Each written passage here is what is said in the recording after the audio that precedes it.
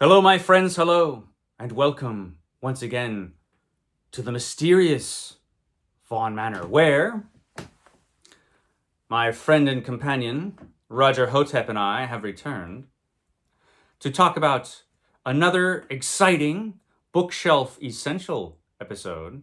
This is a series of videos that I'm doing about the essential volumes, the indispensable volumes in my library. This is based on a series of videos being done by the great David Wiley. I'll leave a link to his channel down below because he's so great and his videos are awesome and you should watch his channel.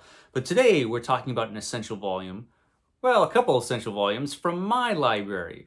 And this is really an indispensable set of books. I mean, it is very essential.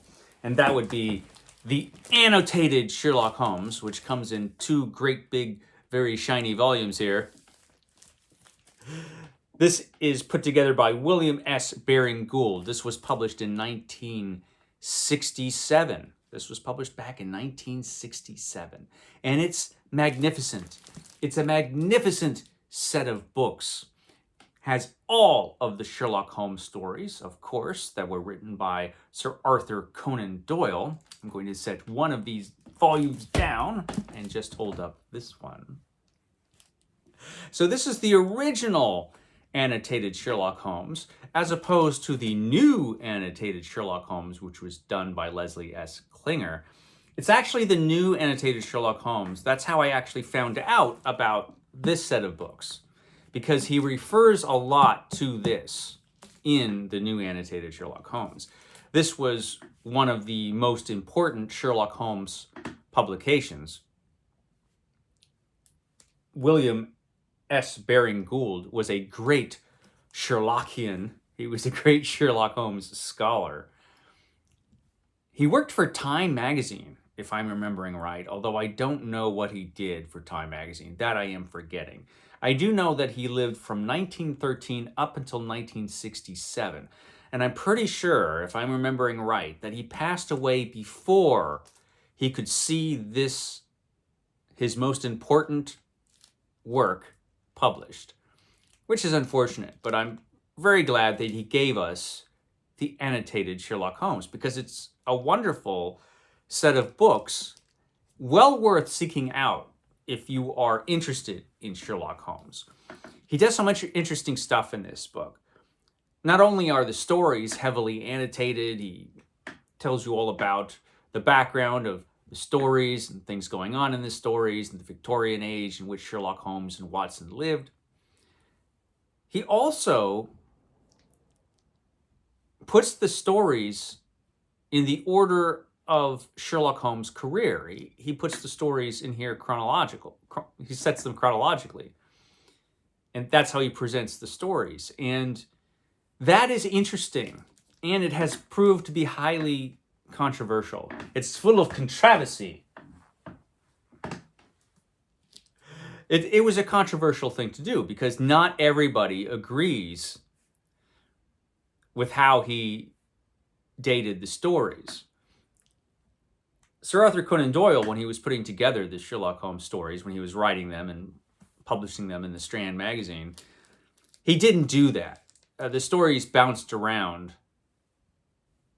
in the history of Sherlock Holmes' career. They were not chronological at all. You know, Watson would recall a story and he'd say, well, there was this time when Sherlock Holmes and I did this. He very often wouldn't date the story. He wouldn't tell you when the story took place. So that is up to Sherlock Holmes scholars to figure out years later. And no surprise, very often scholars do not agree about when stories took place. And there are all kinds of other things going on in the Sherlock Holmes canon that Watson just kind of casually mentions. Like, you know, the mystery of how many times Watson was actually married. Was he married once or twice or three times? You know, you have to figure this stuff out. And was he shot in the leg, or was he shot in the shoulder, or was he shot in both during the war before he met Sherlock Holmes? You know, sometimes it seems kind of confusing. And I think it was confusing because Sir Arthur Conan Doyle, when he was writing these stories, never expected that anyone would study them as intensely as people have. I mean, the Sherlock Holmes stories have been studied as closely as biblical texts have been studied. And certainly Sir Arthur Conan Doyle never thought that would happen when he was writing the stories. So there are inconsistencies in the stories, sometimes fairly large inconsistencies in the stories. And I think that was just because often Sir Arthur Conan Doyle, who was writing these stories over the course of years, just couldn't remember all of the details of what he put in the earlier stories. And he probably didn't care that much. He was just interested in telling these Sherlock Holmes stories and, writing good stories, which he did. But he's such a fascinating character, Sherlock Holmes is. And these are just, they're fascinating, tremendously fun stories that those of us who love Sherlock Holmes just can't help but wading in the details of the stories and trying to figure this stuff out. And William S. Baring-Gould spent a long time doing that. So he had his own idea about when the stories are set, when things took place.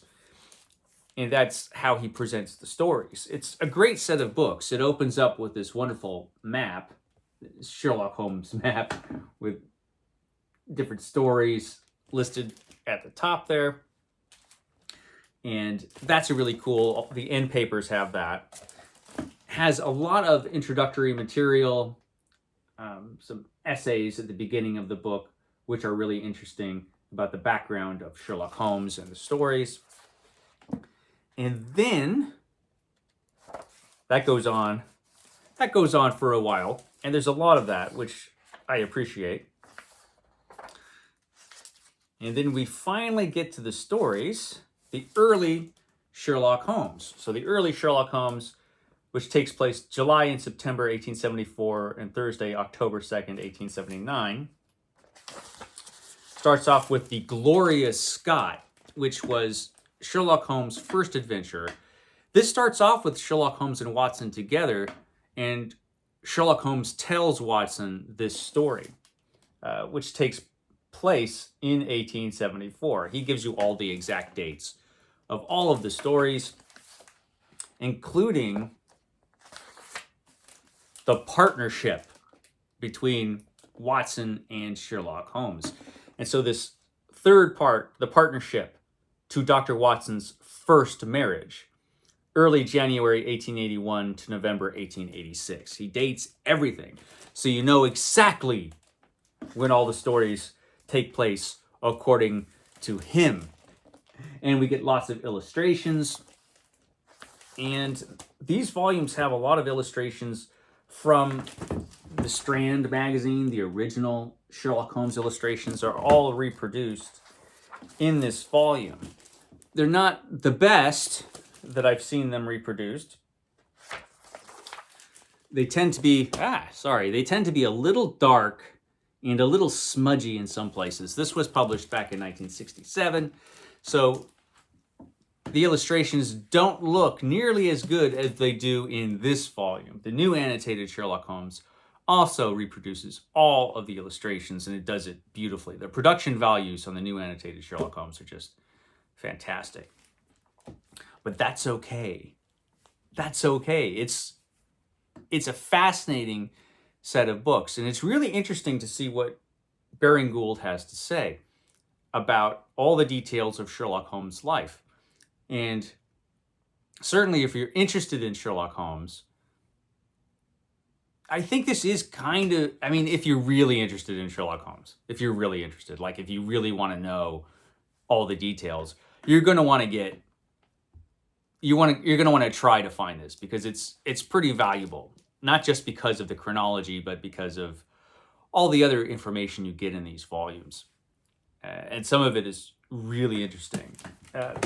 They're great books. Of course, it ends with The Last Bow. When does The Last Bow take place? Sunday, August 2nd, 1914 is when Sherlock Holmes' last adventure takes place. Like I said, a lot of the information in here has been disputed over the years by different Sherlock Holmes scholars. If you're really interested in that, this volume, the new annotated Sherlock Holmes, is indispensable as well. He talks a lot about Baring-Gould, where he disagrees with Baring-Gould, where he agrees. This also does give you dates for the stories, although the stories are not presented chronologically in the new Sherlock Holmes. This is the only edition, I think, that does present the stories chronologically. It's probably the only edition that does it because the chronology itself is so disputed. I mean, no two Sherlock Holmes scholars are really going to agree on the dates of all the stories. And then there's the matter of all of the inconsistencies in the stories and how different scholars are going to work those out. I think those things, the details of these stories, that's part of the fun, I think, of being a Sherlock Holmes fan. Is just debating and trying to figure out the details of the stories. The things Watson only hinted at when he was chronicling his friend's adventures. That's fun, and it's fun stuff because the stories themselves are so entertaining and they're tremendously rereadable, which is interesting for a set of mystery stories. When you read these for the second time or the third time, obviously you know the outcome of all the stories. You know the answers to all the mysteries. But that's not why you're reading this stuff. You're reading these really because of the characters of Sherlock Holmes and Watson and how they face their adventures. How Sherlock Holmes figures out the mysteries and their relationship, their friendship, which is one of the greatest friendships in all of literature. They're the kind of stories, I think, that you could, just read over and over again. And so it's great to have volumes like this, which delve into the minutiae of the stories. They're great. They're great. Love these. And that's all I have to say. Because Roger and I, we need to get to work. The game is afoot and all that. I will catch you next time.